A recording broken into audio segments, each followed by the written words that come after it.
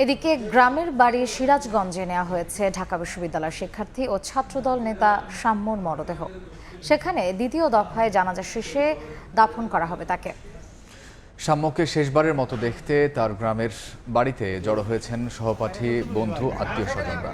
হত্যায় জড়িতদের দ্রুত গ্রেফতার ও দৃষ্টান্তমূলক শাস্তির দাবি জানিয়েছেন তারা।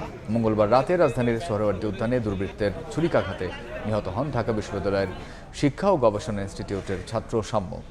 এ ঘটনায় প্রতিবাদ ও বিচারের দাবিতে বিভিন্ন বিশ্ববিদ্যালয় ও জেলা শহরে মিছিল করেছে ছাত্রদল। বিশ্ববিদ্যালয়ে পড়তে পারাছিলাম, আজকে মায়ের কোল খালি করে নিল। আর যেন কোনো মায়ের যেন কোল এভাবে খালি না হয়। যারা জড়িত তাদেরকে দ্রুত বিচারের আওতায় আনার জন্য এই সরকারের কাছে দাবি রইল আর কি।